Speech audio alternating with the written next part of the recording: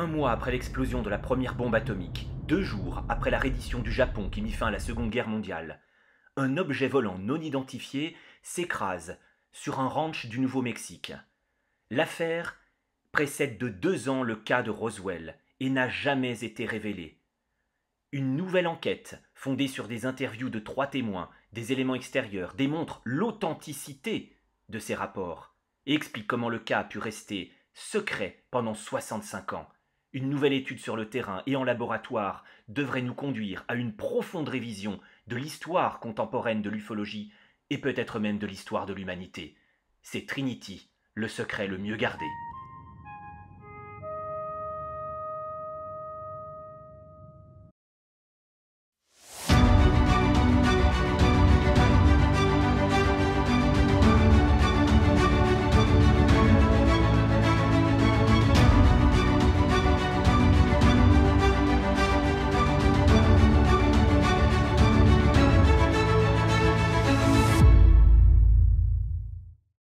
Bonjour à toutes, bonjour à tous. Très heureux de vous retrouver pour ce numéro exceptionnel des chemins de l'inexploré avec un invité d'honneur qui est rare dans les médias, qui vient de sortir un nouveau livre. Je présente Jacques Vallée. Merci Jacques Vallée de nous accorder cet entretien exceptionnel. Ben, merci. Et puis, c'est l'occasion, puisque je suis à Paris, qu'on puisse discuter directement et de façon très sympathique. Merci. Oui, merci, merci encore à vous. Vous êtes informaticien, vous avez contribué à l'élaboration de la première carte informatisée de Mars, si je ne m'abuse. Vous avez Tout aussi à fait. participé aux origines d'Internet. Vos travaux en ufologie sont respectés et vous êtes connu dans le monde entier. Et ce nouveau livre, fascinant, qui remet la chronologie ufologique, j'allais dire un peu au goût du jour, Trinity, le secret le mieux gardé. 2 ans avant l'affaire Roswell, nous sommes en 1945, il y a eu un crash d'OVNI au Nouveau-Mexique, presque en même temps que l'explosion de la première bombe atomique. Est-ce que vous pouvez nous raconter cet événement? L'événement est passé relativement inaperçu, enfin pas complètement. Il y a plusieurs ufologues américains en particulier, mexicains, qui se sont intéressés au cas, mais il n'y avait pas d'histoire, il n'y avait pas de documents. C'était une rumeur que quelque chose s'était écrasé à cet endroit. Cela étant, tout le monde est parti voir Roswell, bien sûr, parce que Roswell était beaucoup mieux documenté. Euh, à, en surface, disons. Cela étant, à Roswell, personne n'avait vu l'objet arriver. Il a fallu longtemps pour trouver véritablement les traces. Il y a encore des controverses pour savoir s'il y a eu un crash ou deux. Euh, il y a des chercheurs américains comme Stanton Friedman qui ont passé beaucoup de temps sur place et qui, petit à petit, ont retrouvé des témoins ou des témoins indirects. L'avantage ce qui nous a surpris dans le cas de 1945, c'est que d'abord, les deux témoins principaux étaient encore vivants quand Paola Harris a fait son enquête. Et elle m'a invité, c'est bien grâce à elle que j'ai connu vraiment les détails du crash, les détails, et que j'ai pu rencontrer les témoins encore vivants. Un des témoins, Rémy Baca, était mort 2 ans avant que j'intervienne, que j'aille sur place. Mais on a là tous les détails d'un cas qui est à la fois scientifiquement et historiquement extraordinaire et qui repose un certain nombre de questions fondamentales. Alors, la question, bien sûr, que les ufologues se posent en voyant mon livre, c'est comment ça se fait qu'on n'était pas au courant, parce qu'on a quand même, au Nouveau-Mexique, il y a eu des fouilles à 5 ou 6 endroits particuliers, on a trouvé des choses, etc. Pourquoi est-ce que tout d'un coup, on remet cette histoire en question avec des témoignages nouveaux? Il y a deux réponses à cela. Qui sont extraordinaires et qui méritent d'être vraiment, enfin, de faire le sujet d'une réflexion. La première, c'est que les témoins n'ont jamais parlé. C'est unique dans l'histoire enfin, des crashs. Enfin, les témoins se sont tus pendant plus de 60 ans. Ils étaient enfants à l'époque, 9 ans et 7 ans, et ils étaient terrifiés par ce qu'ils ont vu, terrifiés par tout ce qui se passait autour d'eux. C'était la fin de la Deuxième Guerre mondiale, l'explosion de la première bombe atomique. Enfin, ces gamins étaient projetés dans cet univers terrible. Et ils avaient des raisons personnelles de ne pas révéler ce qu'ils avaient vu. Plusieurs raisons. Donc tout cela s'explique sur le plan de la psychologie des témoins. Mais alors, pourquoi est-ce que le cas n'est pas dans les dossiers de l'armée de l'air, dans les dossiers de l'armée? Alors ça, c'est un autre sujet qui mérite aussi de le regarder du point de vue historique.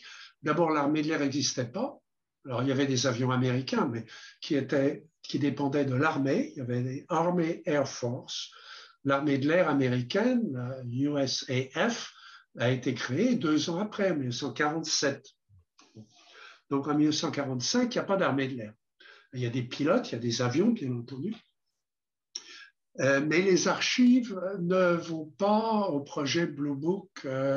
En fait, les archives, je connais bien, je crois, les dossiers de l'armée de l'air, puisque j'y ai eu accès à travers le docteur Heineck. J'ai créé la base de données des dossiers de l'armée de l'air. J'ai travaillé pendant 4 ans avec mon épouse, avec Janine, à regarder tous ces dossiers, à les dépouiller et à les réduire informatiquement. Ce cas n'existe pas dans les dossiers, il n'est nulle part. Alors pourquoi est-il nulle part? Eh bien parce que le cas s'est produit 1 mois après la première bombe atomique, dans le premier test, la première expérience atomique de Oppenheimer et des autres scientifiques au Nouveau-Mexique, 2 jours après la capitulation du Japon, sur un territoire qui était à une trentaine de kilomètres de l'explosion de la première bombe atomique et qui dépendait du projet Manhattan, qui était un projet secret et qui continuait, une fois la guerre terminée, à relever des archives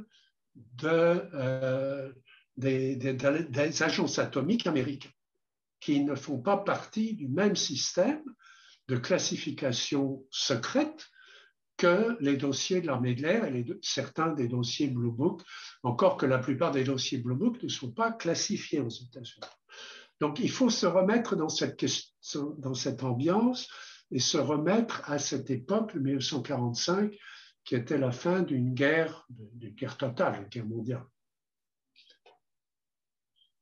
Alors, ces jeunes enfants, à cette époque, ont été les témoins d'un événement extraordinaire. Ils voient cet objet, ils voient des êtres à l'intérieur de cet objet, qui n'est pas une soucoupe volante au sens où on l'aura en 1947, mais un objet en forme d'avocat, dont la forme ressemble d'ailleurs énormément à la bombe atomique. J'ai été assez frappé de voir la similitude.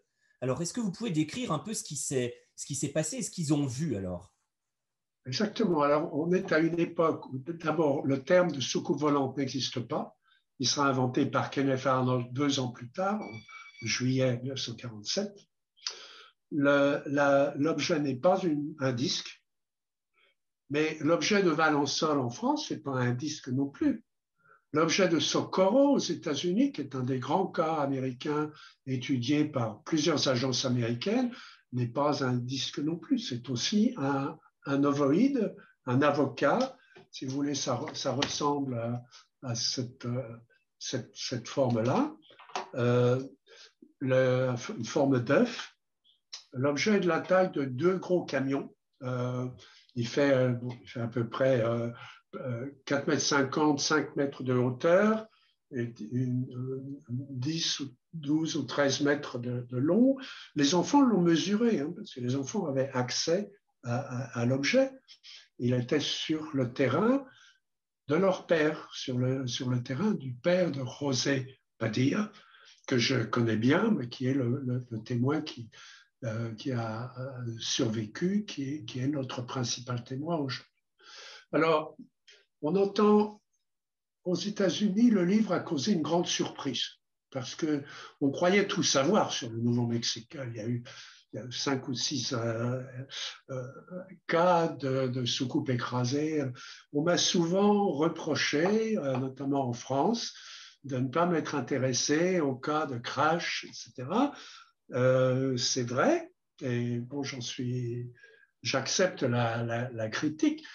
On en parlait souvent avec le docteur Hynek. On connaissait bien tous les deux. On a beaucoup parlé avec Stanton Friedman, qui avait tous ces documents, ces témoignages. Mais comme nous ont dit plusieurs scientifiques aussi américains, vous ne m'avez rien donné que je peux emmener à mon laboratoire pour le tester. C'est-à-dire, bon, il y a des rumeurs, il y a des morceaux de métal, il y a des choses comme ça, mais à Roswell, personne n'a vu l'objet arriver. En fait, il y a encore une controverse sur où s'est produit le principal crash, où est-ce qu'il y en a deux, où se trouvent vraiment les documents, les minéraux, les pièces, les morceaux qu'on pourrait analyser. Dans le cas de 1945, on a tout. Les enfants sont sur le terrain. Pourquoi est-ce qu'ils sont sur le terrain, des enfants? Bon, 9 ans, 7 ans, est-ce qu'on peut leur faire confiance? On m'a déjà dit, oui, mais les enfants, ils ne se rappellent pas bien, etc. Ça, ce n'est pas vrai. Et j'ai pu travailler sur les enregistrements que Paola Harris avait fait avant moi, les enregistrements séparément des deux hommes, puisqu'elle les a rencontrés quand ils avaient à peu près 70 ans, 70, 75 ans, et elle a enregistré leurs souvenirs. Leurs souvenirs concordent, et j'ai bien analysé les transcriptions de toutes les interviews sont consistantes. Pourquoi les enfants étaient là? Eh bien, simplement parce que le domaine qui est exploité par leur famille est de la taille d'un département français. Enfin, les ranchs au Nouveau-Mexique sont extrêmement larges, 80 000 acres, je crois. Enfin, quand même, une surface importante. Il y a des troupeaux qui exploitent donc qui utilisent ce territoire. Il y a des barrières tout autour. Il faut que quelqu'un vérifie les barrières pour que le bétail ne s'enfuit pas, ne s'en aille pas. Il faut aussi vérifier que tous les animaux sont en bonne santé. Les enfants sont là parce que leur père leur a demandé d'aller vérifier l'état d'une vache qui allait avoir un veau. Et bien entendu, il faut le marquer, il faut l'enregistrer, il faut s'assurer de la santé du bétail. Donc, tous les adultes sont en uniforme, ils sont dispersés, c'est la fin de la guerre, mais le traité avec le Japon a été signé 2 jours avant. Donc, tous les militaires américains sont encore déployés. Ils sont déployés en Asie, ils sont déployés en Europe. Les États-Unis occupent l'Allemagne avec les Anglais et les Français, etc. Donc, les forces américaines sont dispersées. Donc, les enfants sont chargés de la responsabilité du terrain, du troupeau, de l'intégrité de la ferme, essentiellement du ranch, et ils sont très responsables, ils sont des jumelles pour lire à distance les marques sur le bétail. Hein, le bétail américain est marqué avec des symboles, et il faut s'assurer que tous les animaux sont là, qu'ils sont en bonne santé, etc. Donc les enfants savent se servir des jumelles, ils connaissent le terrain complètement, ils sont à cheval, parce que le terrain est très accidenté, et pour aller de la petite ville, enfin du village local sur le terrain, il faut à peu près 45 minutes en voiture, et il faut 20 minutes à cheval. Hein, encore une fois, je commence à connaître le terrain assez bien. On y va avec des jeeps. C'est un terrain qui est accidenté. Donc tout cela est important. Il faut se replacer dans les 2 enfants. Quand on lit les transcriptions, on voit bien que leurs souvenirs sont collés au présent. C'est-à-dire on voit il parle à l'imparfait en disant on était là, on est venu, on a pris les chevaux pour venir sur place, etc.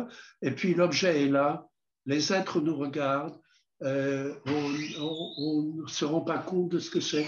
Enfin, ils passent de l'imparfait au présent, c'est-à-dire leur conscience est de nouveau là. En plus, José Padilla, que je connais bien maintenant, est quelqu'un d'une mémoire extraordinaire. Je l'envie. Il a une excellente mémoire. Et il se rappelle des dates, il se rappelle des détails quand on lui demande de revenir en arrière. Cela étant, c'est vrai que pendant 60 ans, ils n'ont rien dit. Ils n'ont rien dit parce qu'ils avaient peur. Donc, replaçons-nous au moment où l'objet arrive. Il y a eu un orage. Les deux enfants se sont abrités, ils ont vérifié les barrières autour du ranch, etc. Ils ont retrouvé la vache qui avait un veau. Donc, ils sont rassurés de ce côté-là. Ils vont faire un rapport à leur père. Ils s'abritent sous un rocher pour manger. La pluie s'arrête et tout d'un coup, ils entendent une détonation. Il y a un objet qui vient d'arriver de l'Est, qui a heurté une grande tour qui contrôle les communications sur toute la partie nord de White Sands. White Sands, c'est là où la première bombe atomique a été explosée. C'est le site secret des militaires américains. C'est un des 3 grands sites aux États-Unis du développement de la bombe atomique. Ils sont de leur terrain, on voit White Sands, on voit le désert et on voit les montagnes derrière la base aérienne qui est derrière le site nucléaire lui-même. Donc, on est à une distance réduite de l'endroit où la bombe atomique a explosé. Les enfants sont là tous les jours. Hein. Ils connaissent le terrain intimement. Et ils entendent ce bruit. La tour, qui est une tour de communication pour les avions à la fois militaires et civils qui volent dans la région, sont évidemment ont besoin d'avoir des détails sur le terrain, etc. C'est un terrain qui est relativement dangereux pour les avions. On est déjà à 2000 pieds d'altitude. Hein. C'est un haut plateau, les hauts plateaux du Nouveau-Mexique. Donc, il y a assez souvent des accidents d'avion dans les montagnes qui sont au nord. Donc, cette tour de communication est importante. Il y a 3 tours qui contrôlent tout le trafic aérien au-dessus de la base nucléaire.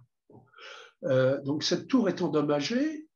Et il y a un objet qui a donc heurté la tour et qui va s'écraser, cela étant sous les yeux des enfants. Hein. Ils sont là tous les deux, complètement étonnés. D'abord, ce bruit de la tour qui a été heurtée, et puis l'objet qui, au-dessus de leur tête, passe et essentiellement creuse un boulevard sur la prairie, en fait, qui est en pente à cet endroit-là, et l'objet garde son intégrité, c'est-à-dire il n'explose pas comme un avion aurait perdu ses ailes quand il a heurté la tour. L'objet garde son intégrité, donc c'est un objet qui est très solide et qui va donc apparemment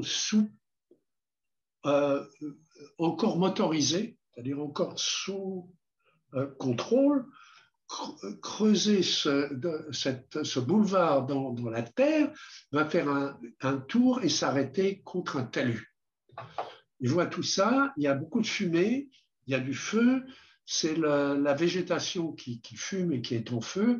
L'objet lui-même n'a pas pris feu, hein, contrairement à ce qu'on avait dit dans certains livres. L'objet n'a pas pris feu. À ce moment-là, qu'est-ce que les enfants pensent? On leur a appris que c'est un temps de guerre. Quand il y a un accident, il faut tout de suite porter aide aux pilotes ou aux passagers. Ils n'ont absolument aucune idée que c'est un objet inhabituel. Pour eux, c'est un objet volant qui s'est écrasé. Donc, il faut y aller, il faut porter secours. il y a beaucoup de fumée, ils passent à travers la fumée et ils arrivent devant l'objet. Il y a une ouverture dans l'objet, un des panneaux, si on peut parler de panneau, qui a sauté ou qui s'est désintégré au moment du choc avec la tour. Et à l'intérieur, il voit 3 êtres qui ne sortent pas de l'objet, qui sont vivants, qui ont l'air totalement de ne pas savoir où ils sont, enfin qui sont apparemment en état de terreur. Et à ce moment-là, les enfants, il y a 2 choses qui se passent. D'une part, ils s'aperçoivent qu'ils ne peuvent pas communiquer avec ces êtres, donc ils ne s'approchent pas comme ils en avaient l'intention de s'approcher. Si c'était des pilotes humains, ils auraient pu aider les blessés ou partir en ville, appeler des secours, etc. Il ne faut rien de ça. Ils restent là, apparemment stupéfiés, d'une manière assez curieuse. Et il y a des images qui rentrent dans leur tête, comme si, à ce moment-là, ils avaient été pris dans une sorte de rêve psychique. Ou ils vont rester là, ils disent un quart d'heure, en fait c'était plutôt 45 minutes. Alors je ne sais pas si vous avez des enfants, mais mes enfants, ouais, quand ils avaient 7 ou 9 ans, ils ne restaient pas en place 45 minutes. Donc il y a un comportement curieux, ces images qui les impressionnent. Bien sûr, ils ne se rendent pas compte de ce qui s'est passé, ils n'ont absolument aucun repère. Alors on peut dire, bon, des enfants, d'accord, ils ont l'imagination qui remplit aussi cette partie de mystère, parce qu'ils se trouvent devant une situation qu'ils n'ont jamais imaginée. C'est vrai.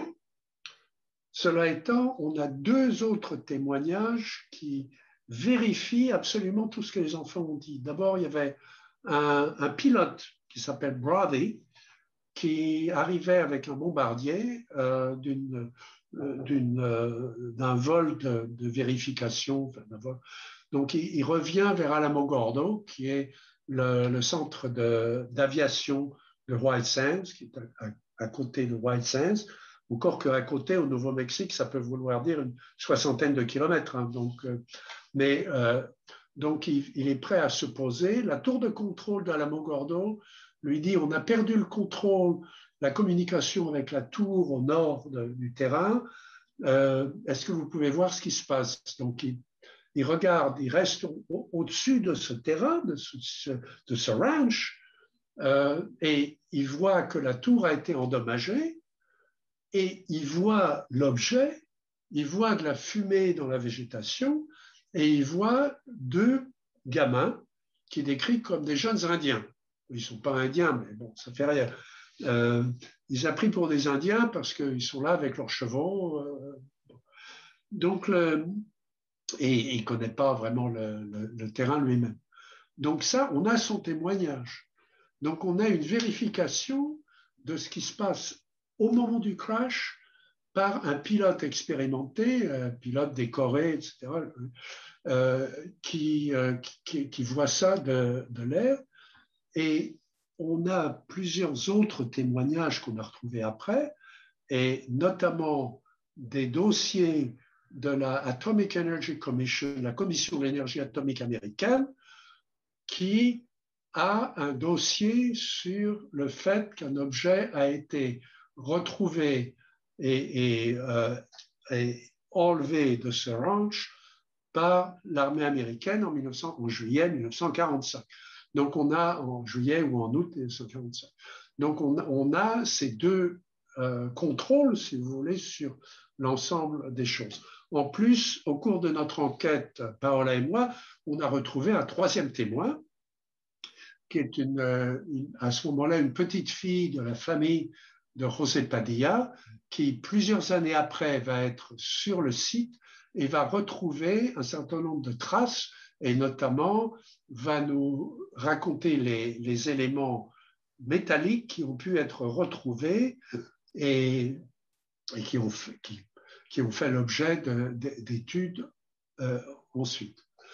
Donc là, on a une série de détails qu'on a trouvés dans aucun autre cas de crash aux États-Unis, en tout cas.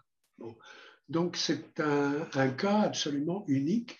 Alors, pourquoi est-ce que l'armée de l'air n'a pas été au courant? Pourquoi parmi les ufologues américains, des gens qui ont des clearances, qui ont accès au secret par leur métier ou j'ai moi-même eu une clearance au moment des études qu'on a faites sur les statistiques des cas et des dossiers américains.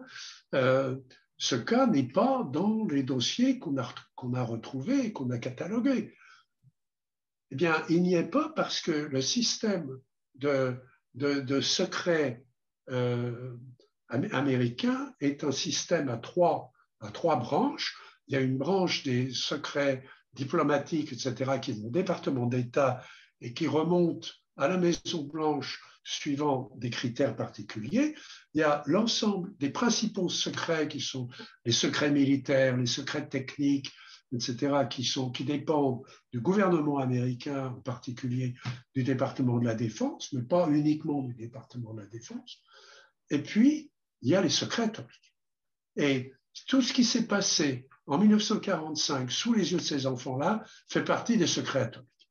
Or, on sait aussi que par le projet canadien, en particulier sur les ovnis, le projet du gouvernement canadien, a travaillé avec les projets du gouvernement américain sur l'étude des matériaux, et les Américains ont dit aux Canadiens que le secret sur ces matériaux était classifié dans les archives atomiques plus haut que la bombe atomique. Plus haut que la bombe atomique. Donc, il ne s'agit pas que la presse fasse une campagne pour qu'on leur dise tout ce qui s'est passé. Enfin, le cas de 1945 est unique parce qu'on a les témoignages de 3 personnes qui sont rentrées dans l'engin une fois qu'il a été déblayé, donc qui ont eu accès à l'intérieur. On connaît les dimensions et les 2 enfants sont restés sur le terrain pendant toute la période, une dizaine de jours, où l'objet a été nettoyé et récupéré par l'armée américaine et emporté par l'armée américaine. Et José Padilla, qui est toujours vivant, est entré dans l'objet le dernier jour, quand il n'était pas gardé pendant 1 heure ou 2, et il a pu rentrer dans l'engin et en sortir un appareil qu'on est en train d'étudier. Donc, on a cet ensemble de cas que, à ma connaissance, on n'a dans aucun autre cas d'atterrissage ou de crash aux États-Unis. C'est effectivement, alors, on va bien sûr au-delà de Roswell et d'autres cas, parce que là, il y a tout, et notamment cet objet que vous avez déjà en partie analysé, qui semble quand même tout de même très terrestre, hein, cet objet.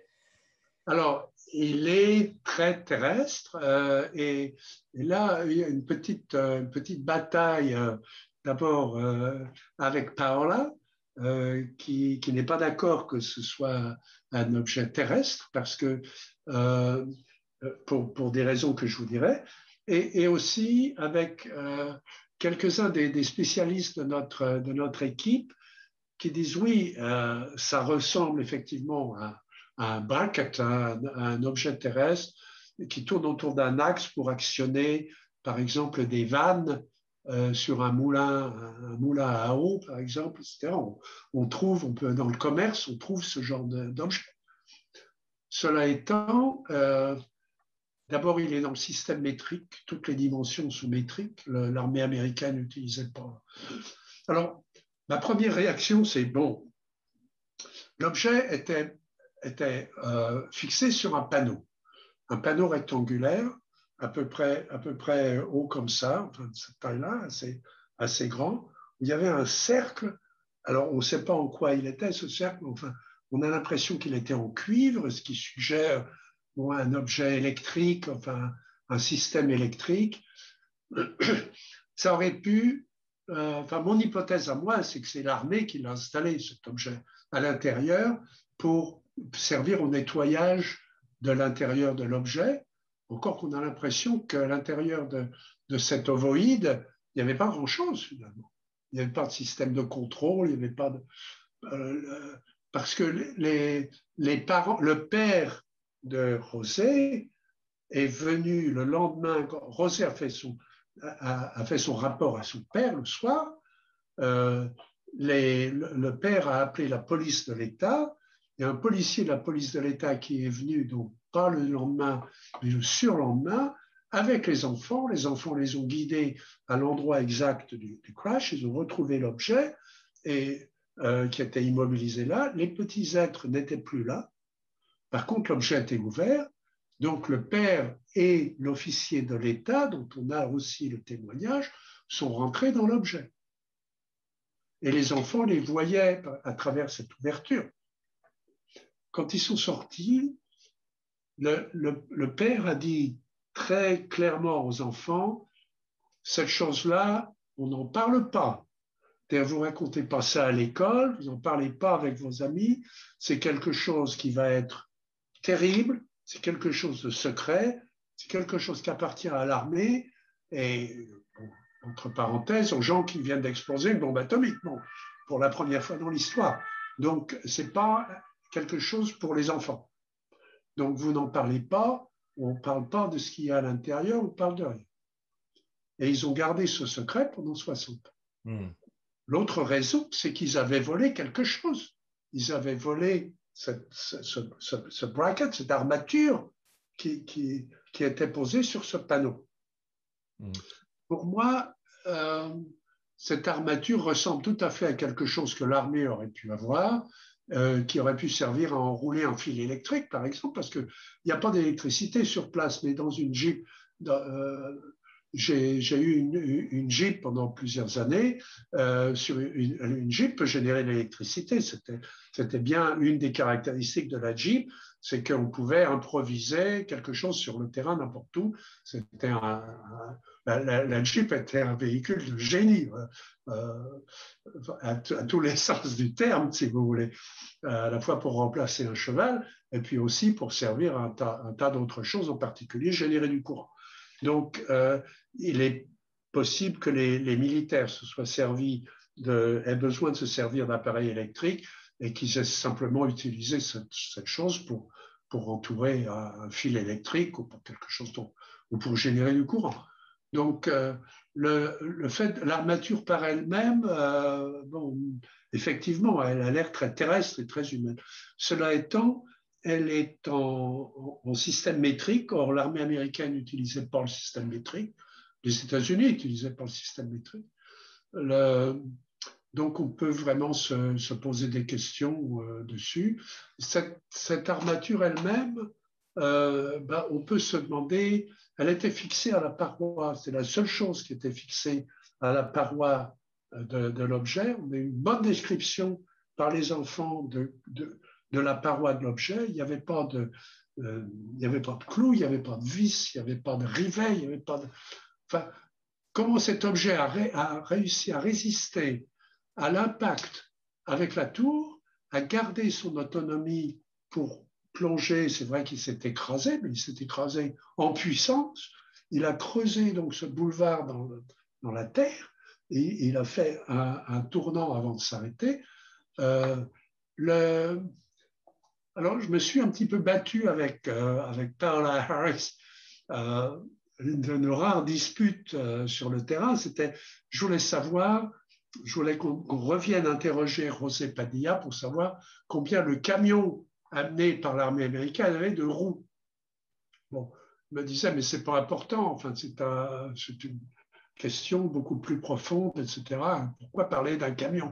J'ai besoin de savoir le nombre de roues pour savoir le poids de l'objet, parce que, bon, ils auraient pu l'emmener avec une Jeep à la limite. Bon, une Jeep avec une remorque. Bon, pourquoi est-ce qu'ils ont amené un camion de 18 roues, un poids lourd, qui ne pouvait pas rentrer sur le terrain?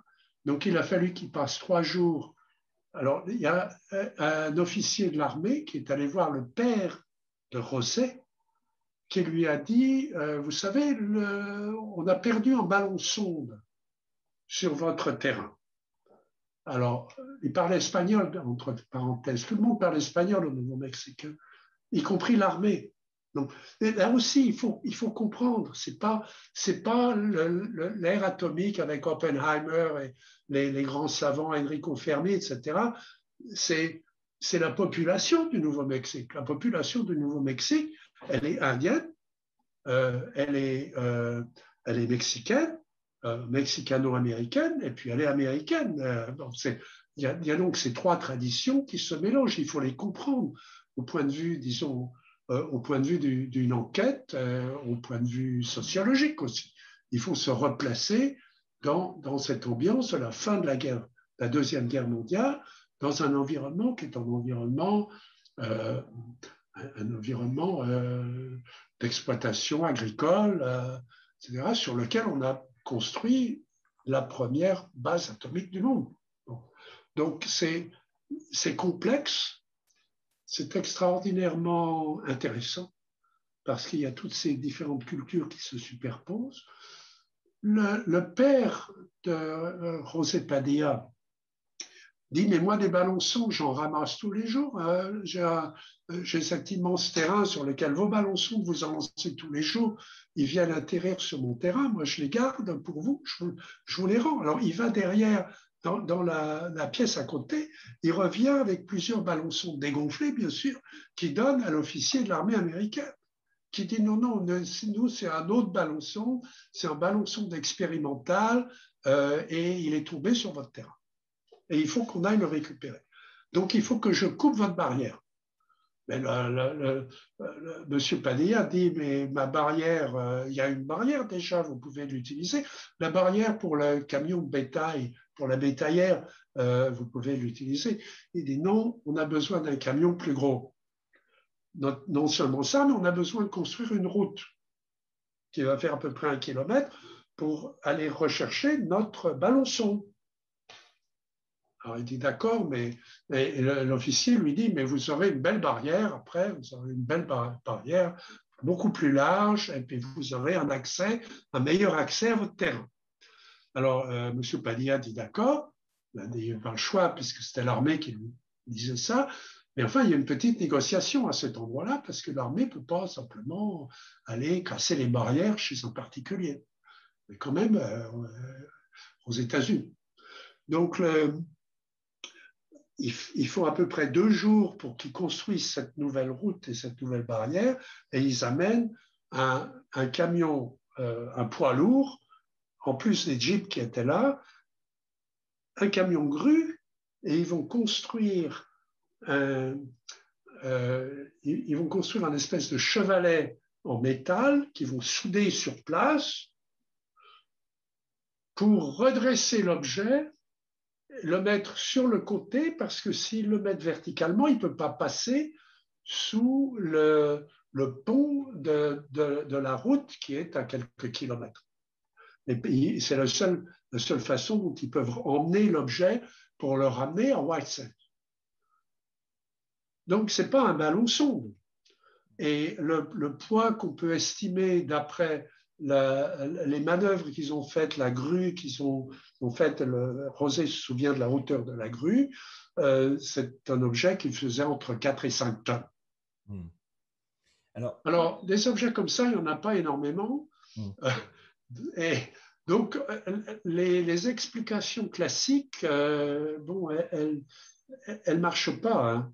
On ne peut pas dire que c'était un canular des Allemands qui voulaient impressionner les Américains, c'était un canular des Russes, enfin non, c'est pas tout ça,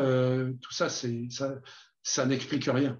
Oui, d'ailleurs, vous l'écrivez très clairement à la page 166, hein, l'hypothèse d'une ingérence soviétique, ça c'est quand même exclu, et vous dites, nous n'avons rien de tel encore aujourd'hui.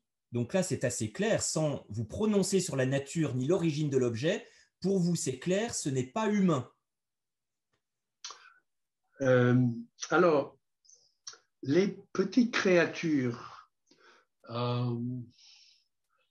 les enfants sont étonnés, ils n'ont pas peur, parce que bon, quand on les connaît un petit peu, qu'on voit leur environnement, ces gamins, ils avaient peur de rien, ils avaient l'habitude du bétail, ils avaient l'habitude de la ferme, d'emporter les vaches pour être abattus, etc. Enfin, c'était des enfants qui ont grandi très vite, hein, qui étaient au courant de ce que c'était que la vie d'une ferme. Cela étant, ils sont stupéfiés de voir devant eux ces trois êtres qui sont à peu près de leur taille, ils ont 1,20 m à peu près, qui ont la tête est plus large que les épaules, donc ils ont des épaules rétrécies et une tête qui est assez grosse. Cela étant, ils ont deux yeux, ils ont la bouche est petite, ils sont gris, ils sont couverts par apparemment une combinaison grise. Ils ne peuvent pas savoir si c'est leur peau ou si c'est une combinaison. Ils se déplacent sans marcher. Et ils se déplacent comme ça, sans qu'on les voie véritablement marcher. Alors, là, mais ça a été décrit dans d'autres cas, comme vous le savez sans doute, d'autres cas d'OVNI ailleurs. Mais là, c'est la première fois qu'il y a cette description. Ils comprenaient pas, les enfants ne comprennent pas comment ils se déplacent. Ils passent d'un point à un autre, latéralement, sans avoir à marcher d'un point à un autre. Et surtout, ils restent peut-être sur des patins à roulettes, je ne sais pas. Mais le fait est qu'ils se déplacent de cette façon curieuse. Ça frappe les enfants. Ils ont un espèce de gémissement qui donne pitié aux enfants. C'est-à-dire les enfants ont pitié de ces trois êtres. Ça n'a pas du tout l'air d'être un équipage qui sait où il est, qui sait quoi faire. Et apparemment, ils ne sont pas blessés. Ils sont debout, mais ils se déplacent un petit peu au hasard, comme s'ils étaient perdus et comme s'ils ne savaient pas quoi faire. Et les enfants voient ça, et il y a cette espèce de gémissement qui compare au cri d'un lapin quand on le tue. Bon. Encore une fois, c'est les enfants qui sont au courant. Bon, c'est pas... c'est pas des enfants des villes qui n'ont jamais assisté à ce qui se passe dans une ferme quand on tue des animaux, quand on tue un lapin, etc. Mais pour eux, c'est quelque chose de terrible. Donc, ils vont avoir des rêves récurrents, ils rentrent chez eux en pleurant sur leurs chevaux. Tout ça, c'est authentique. Il n'y a pas d'histoire dans tout ça. C'est clair, c'est logique, c'est authentique, c'est extraordinaire parce que 2 jours avant, le Japon a capitulé. Alors, ce que les Américains, ce que les quelques Américains qui ont étudié le cas ont complètement raté, c'est cette coïncidence historique. Pour la première fois, l'histoire humaine vient de changer. Pour la première fois, on a démontré un processus humain qui peut détruire la vie sur la planète. La bombe atomique qui a été explosée, alors j'ai bûché l'histoire atomique parce qu'il y a une série de livres, après 50 ans, il y a beaucoup de documents qui ont été libérés, disons, que les historiens avaient étudiés. 50 ans après la première bombe atomique, il y a un certain nombre de dossiers qui ont été étudiés, il y a un certain nombre de livres qui ont été publiés depuis 2 ans, il y en a encore qui viennent, sur la bombe atomique, qui montrent en particulier que ce n'était pas un test. Quand on fait un test dans un laboratoire de physique, c'est pour prouver l'existence d'une réaction, par exemple. Donc, on prend un appareil en verre, on fait une certaine transformation chimique et on constate ce qui se passe. Ou bien on fait quelque chose sous un microscope, ou alors si c'est en grande nature, on fabrique une machine qui va démontrer le principe qu'on veut breveter, que l'industrie utilisera après. Ce n'est pas ce qui s'est passé. La bombe qui a explosé au Nouveau-Mexique en juillet 1945 était égale à celle de Nagasaki, qui a rasé Nagasaki. Bon, donc ils ne pouvaient pas faire une petite étude d'une petite bombe atomique. Ça n'existe pas. Donc, quand on parle de tests, et tous les historiens ont été très gentils avec les physiciens en disant il y a eu un test de la bombe atomique, et puis après, la vraie bombe, ils l'ont lancée sur Hiroshima et puis sur Nagasaki. Et après, le Japon a capitulé. En gros, c'est vrai, c'est l'histoire. Mais ce n'est pas comme ça que ça s'est passé. Le résultat est le même. Ce n'est pas comme ça que ça s'est passé. La bombe, ils n'avaient pas le choix. La bombe qu'ils ont fait exploser au Nouveau-Mexique, d'ailleurs, il n'y a jamais eu une autre bombe au Nouveau-Mexique. Elles ont été, quand ils ont constaté ce qui s'était passé au Nouveau-Mexique, ils ont déplacé la base dans le Nevada. Hein, dans le Nevada, où ils pouvaient faire n'importe quoi, parce qu'il y a une surface de la taille de la France, où on peut faire tout ce qu'on veut, qui est sous le contrôle de l'État fédéral américain donc, et de l'armée américaine. Donc, mais au Nouveau-Mexique, malgré la taille de White Sands, ce n'était pas assez grand pour contenir l'expérience en question. Donc, toute la région a été irradiée. Et on ne l'a dit à personne. Quand il pleuvait, la bombe n'a pas consommé tout le plutonium. Donc, pendant plusieurs... Et il pleuvait. Donc, la pluie a ramené du plutonium dans toutes les citernes des fermes de cette région du Nouveau-Mexique, où il y avait des dizaines de milliers de personnes qui ne savaient pas, qui n'ont jamais su que c'était une bombe atomique jusqu'à la déclaration du président Truman demandant au Japon de capituler après Hiroshima. Le Japon n'a pas capitulé, donc il y a eu Nagasaki, et après Nagasaki, le Japon a capitulé.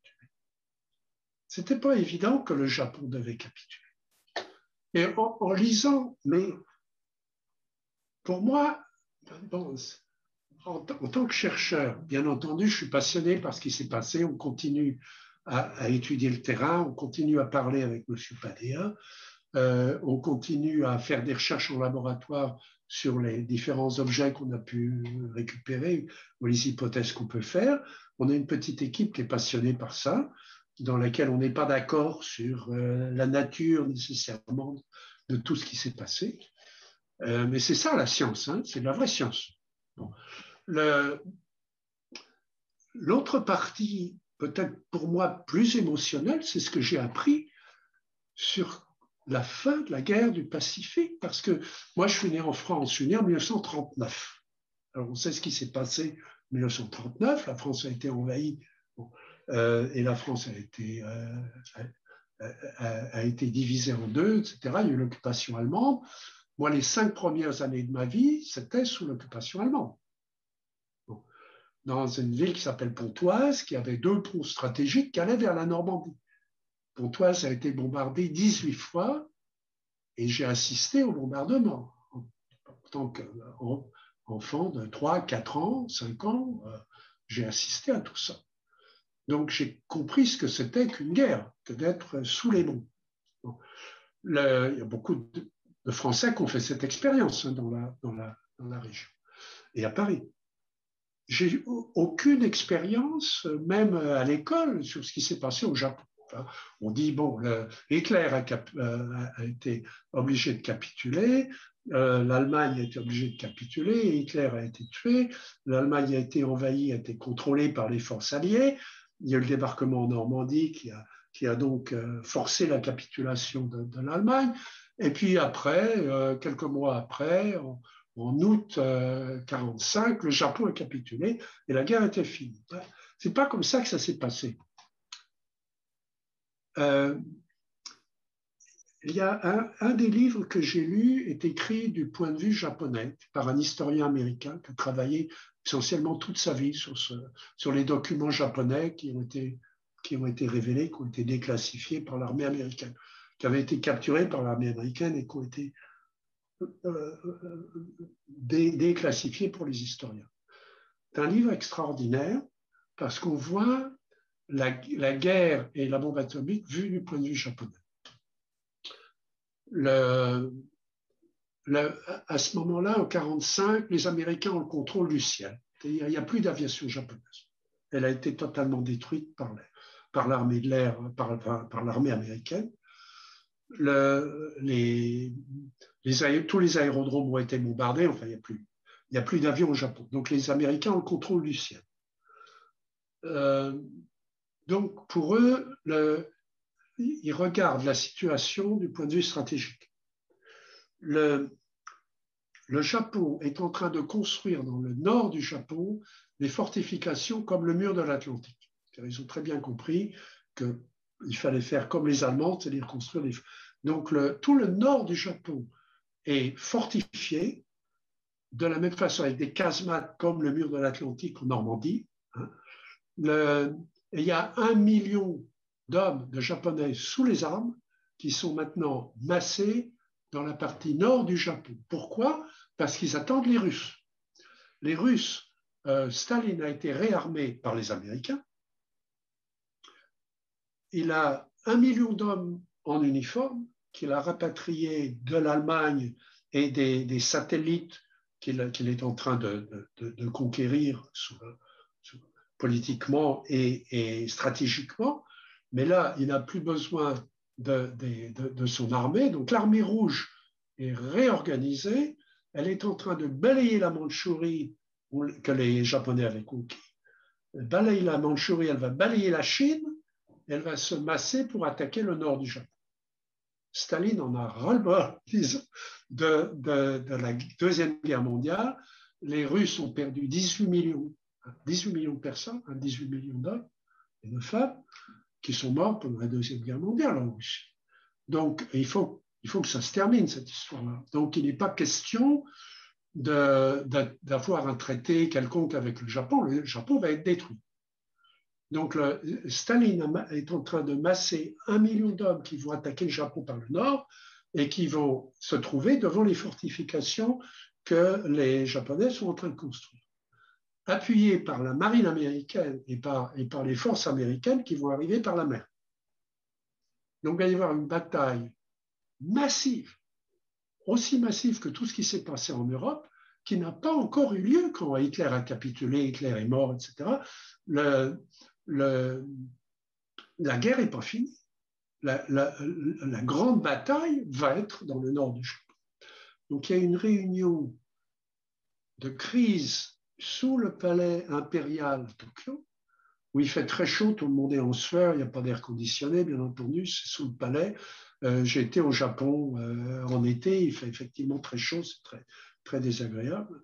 Il y a donc cette salle de réunion qui est souterraine, où sont les amiraux et les généraux de l'état-major du Japon, en grand uniforme, avec toutes leurs décorations, attendant l'empereur. L'empereur arrive, s'assoit au bout de la table, un uniforme très simple, et ils font un état de la situation.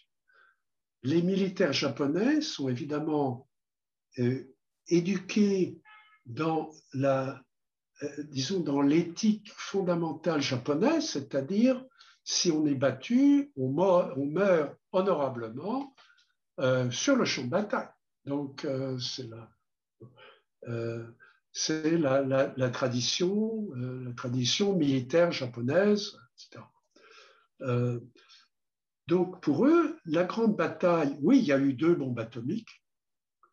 Hiroshima est détruite et Nagasaki est détruite. Mais ça ne fait rien parce que la grande bataille, elle n'est pas là. C'est le peuple japonais souffre, d'accord. Il y a eu 500 000 morts, entre 500 000 et 1 million de morts, enfin, avec ceux qui sont morts tout de suite et ceux qui vont mourir de la radiation, etc. Donc, mais pour eux, bon, c'est la guerre, d'accord. Le problème, c'est l'honneur des militaires japonais, l'honneur de l'armée, et cet honneur, il va être mis en jeu dans le nord du Japon contre les Russes et les Américains.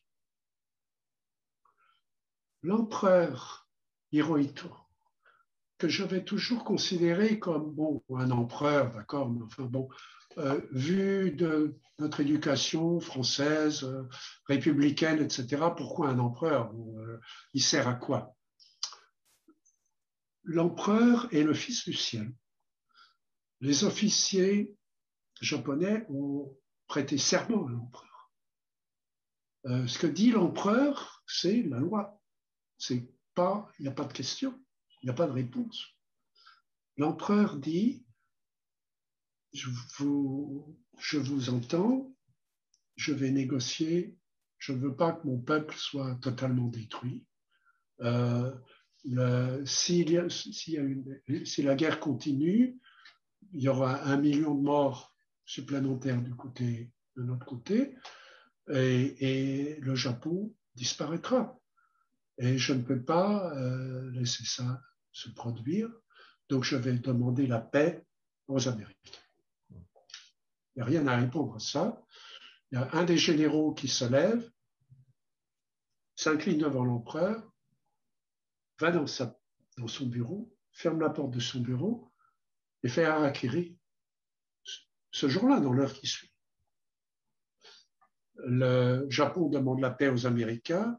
Pour les Américains, il n'est pas question de négocier quoi que ce soit, parce que tout le monde se rappelle de Pearl Harbor. Pearl Harbor est resté vraiment frappé comme une traîtrise. On peut se battre, mais enfin, il faut se battre honorablement. Pearl Harbor est une attaque surprise contre un pays qui n'était pas en guerre. Les Américains n'avaient pas déclaré la guerre au Japon. Il n'y avait pas de guerre.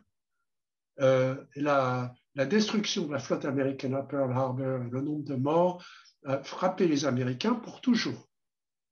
Les Américains ne connaissent pas bien l'histoire, mais Pearl Harbor, ils s'en rappellent. Donc, il n'est pas question de négocier avec les Japonais, c'est une reddition sans condition. L'empereur accepte, et 2 jours avant l'objet qui arrive au Nouveau-Mexique, qui cogne la terre et qui s'écrase sur ce terrain, le Japon capitule sur le pont d'envol d'un porte-avions américain, et la paix est signée. Et la Deuxième Guerre mondiale s'arrête 2 jours avant. Alors, est-ce que cet objet qui atterrit, entre parenthèses, bon, on peut dire, j'ai revu aussi toute l'histoire du psychodrame du côté américain pour savoir s'il fallait l'utiliser, cette bombe. Parce que, de toute façon, le Japon va être écrasé. Parce que les forces combinées des États-Unis et de l'Union soviétique, et parmi les fortifications au nord du Japon, ça va pas tenir. Donc, de toute façon, le Japon va être écrasé. Il y aura 1 million de morts côté japonais, il y aura probablement 1 million de morts du côté américain. Truman est l'homme qui doit prendre cette décision. Eisenhower et d'autres généraux viennent le voir pour lui dire de ne pas utiliser la bombe atomique. Okay? Tout ça, on ne le sait pas. Je n'ai jamais appris ça en France.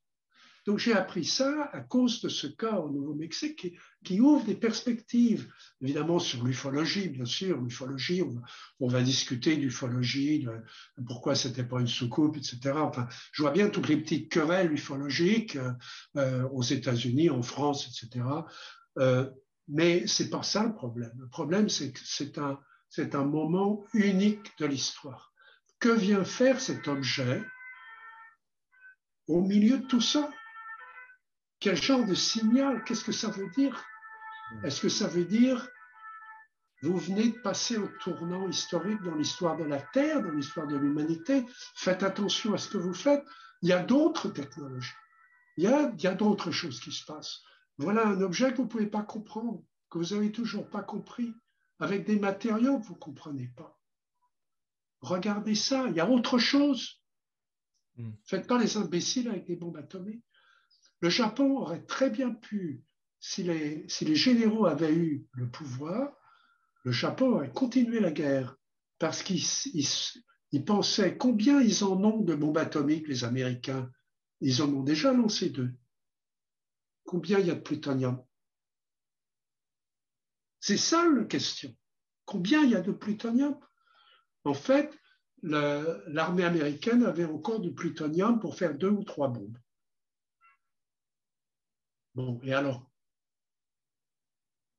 Quand on voit la dévastation qu'il y a eu en Allemagne, la dévastation qu'il y a eu en Russie, Stalingrad, enfin, quand on voit tout ça, toutes les horreurs de cette guerre, qu'est-ce que ça peut faire que les Américains balancent 3 bombes atomiques de plus sur le Japon, quand l'honneur du Japon est en jeu? C'est-à-dire, là, il faut se replacer dans l'éthique de cette culture. Et c'est un moment absolument passionnant, enfin absolument unique dans notre histoire. Et c'est l'histoire que nous vivons maintenant. C'est-à-dire l'histoire a changé ce jour-là, elle a changé dans ces quelques jours. Et dans ces quelques jours, un objet qu'on ne comprend toujours pas, qui était en forme d'avocado, a cogné une tour sur le terrain militaire atomique américain et s'est écrasé devant les 2 enfants. Donc c'est ça le cas de 1945. C'est ça effectivement qui m'a plu dans cet ouvrage, c'est que vous allez au-delà des querelles traditionnelles, taux les boulons, physique de la conscience, et vous écrivez une superbe phrase, et vous l'avez admirablement dit en évoquant avec émotion le souvenir de cette guerre et l'histoire. On dirait qu'il essaye de nous apprendre à transcender notre propre humanité. Oui. Et ça, je crois que c'est la clé dans ce livre-là. Quelle que soit la réponse, c'est un objet énigmatique dont on n'aura peut-être aucune vérité, mais ça pose la question de « attention, ne jouez pas avec le feu, vous êtes suivis ». Oui, et pour moi, c'est la vraie question des ovnis. C'est la question que les scientifiques devraient regarder, et la question que les politiques devraient regarder, que les historiens devraient regarder. C'est pas de savoir si Madame Machin a rencontré des petits hommes verts, c'est pas ça le truc. Et à la fois les sceptiques et les ufologues ont pris le problème par le mauvais bout. Le problème est un problème scientifique, bien sûr, mais c'est un problème historique, c'est un problème humain qui est un problème profond, qui est un problème sérieux. Oui, c'est un problème philosophique, métaphysique, on va dire. Ça dépasse de loin toute la technologie et tout ce que l'on peut regarder autour. Jacques Vallée, qu'est-ce qu'on peut attendre de tout ce qu'on entend en termes de divulgation, de disclosure dont on parle, des rapports qui vont sortir? On attend des choses exceptionnelles qui n'arrivent jamais. C'est quoi? C'est pour nous faire patienter? Des gens savent? Ou alors ils ne savent pas eux-mêmes? Écoutez, l'histoire n'est pas finie. Hein. Il y a encore des rapports dont on attend la sortie. Il y aura probablement des témoignages devant le Congrès, des différentes agences, etc. Donc, c'est un moment important. C'est un moment important parce que on est finalement revenu sur les conclusions du rapport Camden, qui disait tout ça, c'est pas très important, on ne sait pas ce que c'est, on n'a pas toutes les réponses, mais bon, ça fait rien. Le New York Times disant bon, les soucoupes, bon, il faut oublier. L'Académie des sciences américaines disant le problème n'existe pas, essentiellement, on est revenu sur tout ça. Ce qui, pour moi, dans ma vie, a eu une certaine importance, comme vous le savez, une certaine influence sur ce que j'ai fait. Donc là, si vous voulez, les chercheurs qui s'intéressent aux ovnis peuvent crier victoire. Enfin, on a eu raison de continuer à étudier ça depuis beaucoup d'années. C'est un vrai problème. Et ça, c'est la marine américaine qui le dit. Et le Pentagone. Le Pentagone n'est pas revenu sur ce que disait la marine. Alors, donc c'est un pas en avant. En fait, il y a 2 pas en avant parce que d'une part, on est revenu sur les conclusions de Camden, de l'Université du Colorado. Donc, on efface tout ça. Et d'autre part, il y a des enquêtes en cours sur, en gros, les 300 enregistrements de la marine que la marine n'arrive pas à expliquer. Donc, on a fait 2 pas en avant. Malheureusement, on a aussi fait un pas en arrière parce que tous ces cas sont classifiés. Donc, ils ne vont pas être à la disposition des scientifiques, sauf les scientifiques qui ont une clearance de sécurité, qui ont accès au secret, bon, et qui sont soumis au secret. Donc, en fait, si les ufologues, en particulier américains, claironne que finalement on va avoir la réponse, tout le monde va avoir accès à tous les dossiers, c'est pas vrai. Parce que, et dans une certaine mesure, ça se comprend, parce que tant qu'on dit que les ovnis n'existent pas, n'importe qui peut étudier les ovnis. Si maintenant les ovnis sont un problème de sécurité nationale, les seuls qui peuvent étudier les ovnis, c'est les gens qui sont habilités au secret national. C'est-à-dire que tous les amateurs, etc., ils ne vont pas avoir accès à rien à partir de maintenant. Donc, alors, c'est pas exactement comme ça que ça va se passer, parce qu'il y a quand même la presse, c'est une presse indépendante relativement aux États-Unis, il y a des articles dans le New York Times, il y a des fuites, on a les rapports des pilotes, on a les images des caméras qui ont été relativement largement diffusées, en tout cas dans une douzaine de cas. Effectivement, on ne comprend pas le comportement de ces objets. Donc, on est dans une nouvelle phase, mais il ne faut pas croire que tout d'un coup, tout va être ouvert et que, notamment, il ne faut pas croire qu'il va y avoir automatiquement une coopération internationale, comme il devrait y en avoir une. Comme vous le savez, j'ai le plaisir et l'honneur de travailler avec des scientifiques français dans le cadre du CNES, et on étudie les dossiers, bien sûr les dossiers français, mais aussi les dossiers internationaux. Donc, il y a une volonté dans beaucoup de pays de travailler ensemble et de faire une véritable étude scientifique ouverte. Alors, je pense que ce n'est pas comme ça que ça va se passer. Enfin, on peut espérer. On peut espérer que les Nations Unies, par exemple, s'impliquent dans cette recherche, qu'elle ouvre ses services qui sont considérables pour mettre en rapport des experts. Ça ne coûtera pas très cher. Il n'y a pas de questions, de grosses questions de budget pour faire quelque chose comme ça. C'est des fausses excuses, tout ça. Donc, on peut très bien mettre sur pied une collaboration internationale pour ouvrir les dossiers. La plupart, 90% des dossiers sont des dossiers civils. Il ne s'agit pas d'avoir accès aux radars du Nimitz, qui sont des radars classifiés, etc. C'est gentil si on a accès à ces données-là, mais on n'en a pas vraiment besoin dans la mesure où il y a des gens dans le Cantal qui voient atterrir des objets et qui ont des traces, qui ont des choses qu'ils peuvent récupérer sur place et qu'on peut aller voir sans passer par les militaires. Donc, cette recherche, il faut la rouvrir maintenant. Il faut ouvrir les fenêtres, les portes, etc. Et puis, il faut s'y mettre, quoi. C'est pas, il y a cette fascination pour les dossiers militaires, elle est compréhensible. Alors, parce que les militaires ont des appareils très avancés, notamment les radars, ils peuvent faire la confrontation entre les données visuelles des pilotes, les données photographiques, les données des radars, les données infrarouges.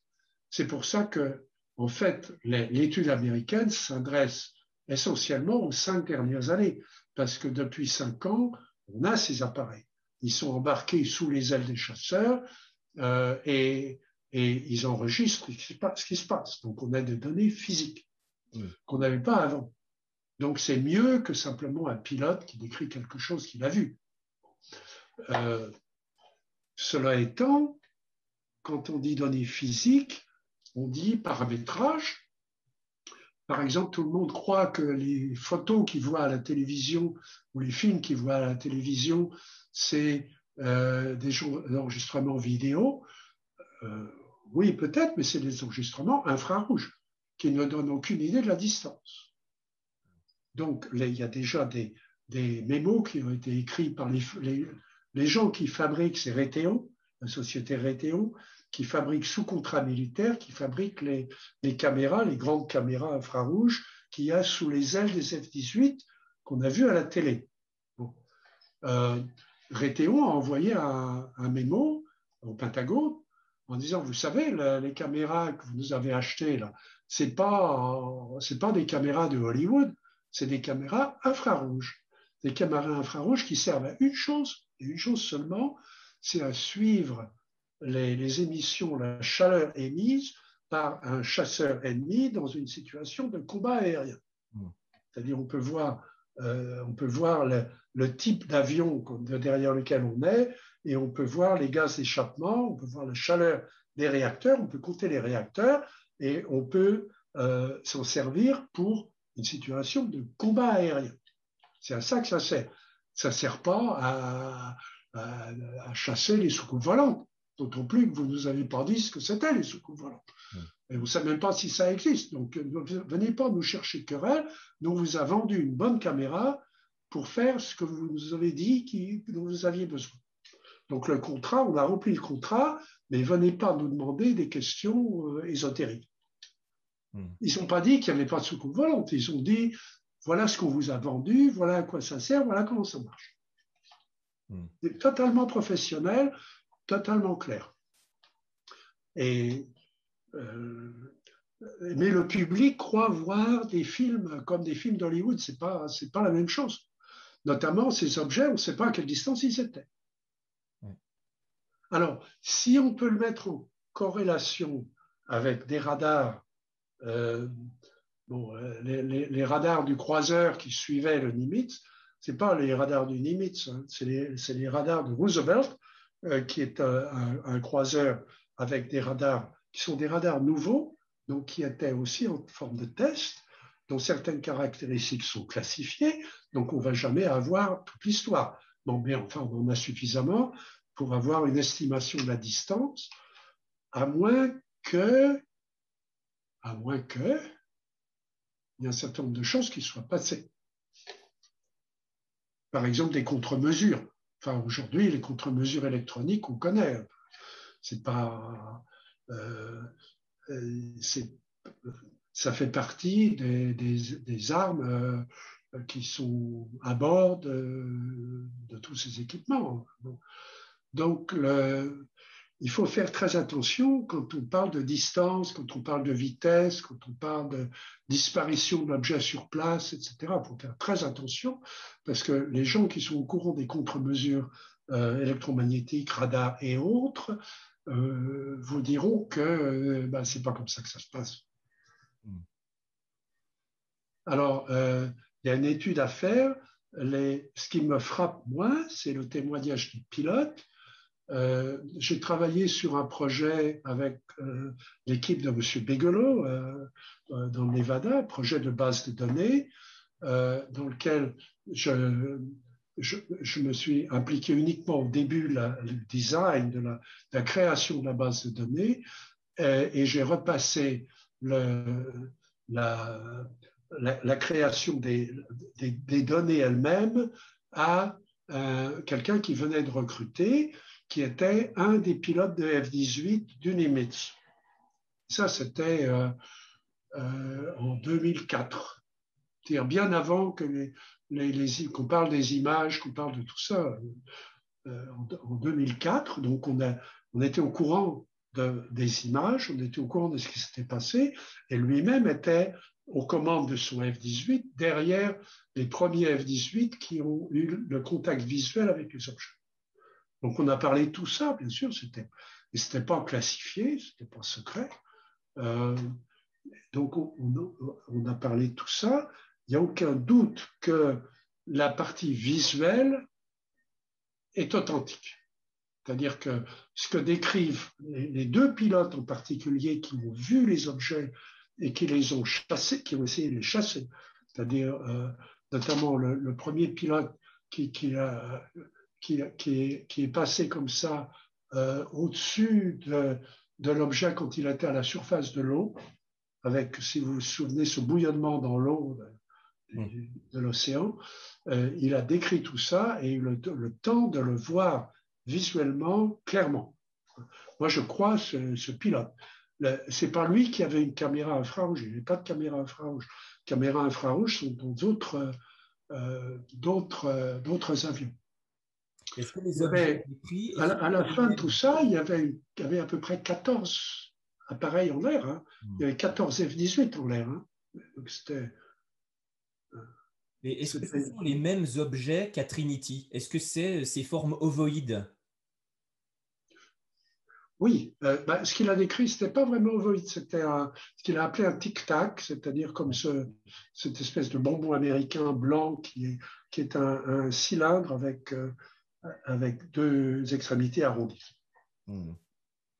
Et j'aurais une dernière question. Qu'est-ce que vous pensez de la thèse de ceux qui pensent que l'armée américaine s'est servie de ces objets récupérés lors des crashs en rétro-ingénierie, qu'ils ont pu se servir des fibres optiques ou on va dire, des cheveux d'ange que vous évoquez dans votre livre? Est-ce que ça, c'est un mythe ou est-ce que c'est une réalité? Alors, depuis une quarantaine d'années, je vis à Silicon Valley avec notamment des gens comme Federico Fagin, par exemple, le physicien qui a inventé le premier circuit intégré, etc. Donc, on sait d'où ça vient. Enfin, on sait d'où vient le transistor. Le brevet pour le transistor est un brevet allemand de 1934. Alors, ils ne se sont pas servis parce que ça ne servait à rien à l'époque d'avoir un transistor. Donc, mais l'effet physique était connu. Il y a des tas de choses qui sont connues en physique qui ne servent à rien. Mais jusqu'à ce que quelqu'un qui a un besoin industriel, auquel cas le brevet a une valeur. Donc, tout ça, ça a été découvert, redécouvert, refait, etc. Et on connaît l'histoire. Donc, le fait que l'idée que grâce aux soucoupes volantes, on a des fibres optiques et des transistors et des téléphones de Apple, c'est pas vrai. Tout ça, on connaît. D'ailleurs, il y a eu toute une industrie majeure qui a été construite pour arriver à fabriquer ces choses-là, et c'est pas fini. Ça s'appelle Silicon Valley. Hein. Mm. Donc, et on connaît cette histoire, on connaît les gens qui ont créé tout ça. Donc, par contre, les matériaux qu'on rassemble et les descriptions des objets, bien entendu, les objets eux-mêmes, on ne les a pas. Hein, l'objet qui est écrasé sous les yeux des enfants, on a la chance d'avoir quelque chose de l'intérieur et d'avoir une très bonne description. On a aussi quelques résidus de plusieurs choses qui nous intéressent beaucoup, mais le véhicule lui-même, il a été emmené quelque part. Probablement dans une première étape à Los Alamos, qui était le grand laboratoire, et puis à partir de Los Alamos, ça a été découpé en tranches, et puis a été donné à plus.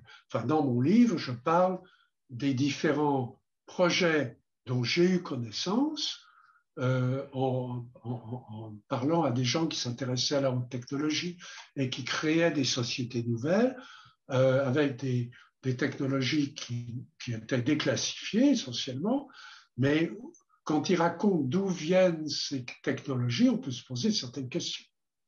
Notamment un ingénieur de très très haut niveau chez IBM, les laboratoires de recherche d'IBM à Silicon Valley, qu'on connaît très mal, qui ont notamment inventé le revêtement électromagnétique des disques, etc. Enfin, je peux vous dire, vous pouvez imaginer combien de milliards de dollars ça représentait pour IBM.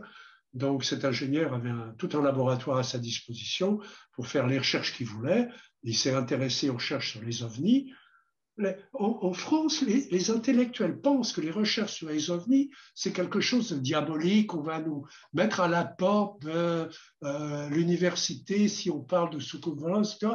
Mais aux États-Unis, vous avez des gens qui ont des prix Nobel, des gens qui dirigent les grands laboratoires, qui les ont dirigés toute leur vie, qui se passionnent pour la question. Enfin, il n'y a pas de mystère là-dessus. Enfin, c'est pas quelque chose, on ne se cache pas dans une cave pour en parler. Avec des têtes de mort et des bougies. C'est pas comme ça que ça se passe. Et cet ingénieur IBM m'a parlé d'un résidu physique, matériel, qu'on lui avait demandé de regarder avec son laboratoire, le laboratoire de recherche IBM à Silicon Valley, à San José, qui lui a été confié à une époque où ça faisait partie d'un programme secret. On ne lui a pas dit d'où ça venait, qu'est-ce qu'il y avait autour, etc. On lui a dit, voilà, vous prenez ça, vous le mettez dans votre laboratoire et vous regardez ce que c'est. Et et il m'a dit, il me l'a montré d'ailleurs, il l'avait toujours, il me l'a montré. Il m'a dit qu'il n'avait pas compris comment on pouvait construire un tel objet. Il y avait une structure cristalline, que l'IBM comprend les structures cristallines pour les mémoires magnétiques, etc., les mémoires, et il ne comprenait pas la structure de cet objet. Ça, c'était il y a 20 ans. Voilà. Des discussions comme ça, des conversations comme ça, on en a eu un certain nombre avec des gens qui avaient vu certains des objets récupérés et qui en parlaient relativement librement. Parce que, pourquoi ils en parlaient librement? Parce que personne ne comprenait ce que c'était. Alors, la question est de savoir s'il y a des projets, où en sont-ils? Bon, écoutez, moi, si j'ouvre la télévision aujourd'hui, je vois des fusées qui décollent de Cap Canaveral, etc., en gâchant des milliers de kilogrammes de propulsion, essentiellement de gaz et de liquide, de propulsion liquide. Si on avait le secret des ovnis, en particulier le secret de celui qui s'est écrasé au Nouveau-Mexique sous les yeux des enfants, on n'aurait pas besoin de ces fusées qui sont extraordinairement coûteuses, dangereuses, détruisent l'environnement, etc. Donc, autrement dit, on n'a toujours pas la réponse. Alors, ça ne veut pas dire qu'il n'y a pas de la science. La science a pu avancer dans des laboratoires secrets que je respecte, parce que c'est souvent de là que viennent les choses, à la fois en médecine et en théorie des matériaux, et en théorie physique, etc. Mais là, quand même, on n'a pas accès à l'objet lui-même, il est parti quelque part, on n'a pas accès aux études que les scientifiques ont pu faire, donc tout ça est resté inconnu de l'armée de l'air et inconnu des ufologues, jusqu'à ce livre. Mais on a les deux gamins, plus le pilote, plus le gouverneur de l'État de Washington qui a montré le rapport donc, à un des deux témoins qui travaillait avec elle. Donc on sait que tout ça, c'est réel. Donc on peut travailler là-dessus. Moi, je n'ai pas besoin d'avoir accès. J'aimerais bien voir l'avocat en question dans un hangar quelque part, mais à la limite, je ne serais pas capable de savoir si c'est le vrai ou si c'est un faux, à moins qu'on me laisse le tester pendant plusieurs semaines avec des experts, etc. Je suis un informaticien et un astronome. Je ne suis pas un physicien des matériaux. Donc, à la limite, ça ne servirait à rien de me donner accès à cet objet. Mais ces trois Je serais êtres... très heureux d'y avoir accès, mais à la limite, ça ne servirait à rien. Le problème, le problème est beaucoup plus vaste, beaucoup plus complexe. Et c'est ça que les ufologues n'ont pas compris. Et c'est ça que les sceptiques n'ont pas compris non plus. C'est-à-dire les deux côtés, on peut les renvoyer chez eux tous les deux. Ce livre, je crois, enfin j'espère, va rouvrir le débat sur un plan scientifique, sur un plan historique, sur un plan différent.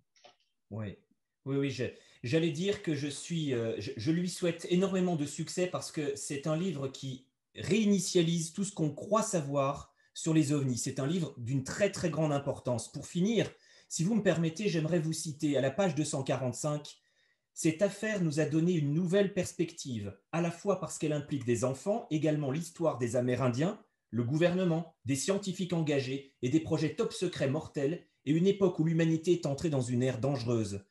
Oui. Et vous avez l'élégance et l'immense esprit scientifique, je le dis sans flagornerie, de ne pas conclure. Parce que on ne peut sans doute pas conclure, il faut simplement qu'on reprenne les choses sérieusement, sans les fantasmes, sans les mythes et sans le folklore qu'il peut y avoir autour. Pour ça, un très grand merci, Jacques Vallée. Absolument, et je crois que c'est l'attitude scientifique classique. J'ai travaillé assez étroitement, enfin, mon mentor sur ARPANET, tout à fait au début d'ARPANET, c'était un homme qui s'appelle Paul Baran, donc personne ne connaît le nom, qui a inventé le packet switching, c'est-à-dire la stratégie qui permet à Internet d'exister. Et je parlais en termes de, bon, vous avez quand même créé une révolution à l'échelle humaine, enfin à l'échelle terrestre. Il m'a dit non, tout ce qu'on peut faire quand on est ingénieur, c'est apporter, c'est comme quand on construit une cathédrale, on apporte une pierre. Et il y a quelqu'un qui construit la cathédrale et on ne sait pas exactement quelle forme elle va prendre, mais on apporte une pierre parmi des centaines d'autres pierres. Et je crois que c'est comme ça que je vois mon rôle, c'est comme ça que je vois ce livre. C'est un signal, c'est quelque chose que j'espère que nos amis et chercheurs, etc., vont à la fois les sceptiques, mais il y a la place pour les sceptiques intelligents qui ne rejettent pas automatiquement.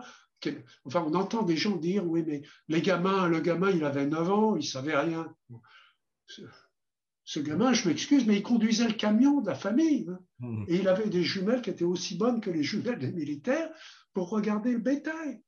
Il ne fallait pas qu'il se trompe sur le nombre de vaches quand il parlait à son père. Oui, comme vous l'avez dit, c'est une pierre. On rappelle le titre, Trinity. Le secret le mieux gardé, c'est plus qu'une pierre. C'est un livre qui fera date et qui devrait faire date parce que j'ai été impressionné à sa lecture par la maturité et surtout l'humilité, la très grande humilité scientifique dont vous avez fait preuve. Et je ne peux que recommander à tout le monde de lire ce livre en se débarrassant des idées reçues et en étant enfin dans la recherche ouverte, prudente. Et je crois que ça pose une question sur l'humanité tout entière. Donc, merci Jacques Vallée et Paola Harris, que vous avez aussi cité, qui a travaillé sur ce cas. Et qui a découvert le cas et qui ne l'a jamais abandonné. Exactement. Alors, merci 1000 fois, Jacques Vallée, pour cet entretien qui, je crois, compte aussi. On est allé au-delà de l'ufologie, cette évocation de la guerre et de d'autres éléments. Je crois qu'on a plein d'éléments pour repartir sur de bonnes bases. Merci, Jacques Vallée. Merci beaucoup. Merci de votre aide. Et merci à vous, chères exploratrices, chers explorateurs. Je crois que cette émission fera date. Merci, à très bientôt.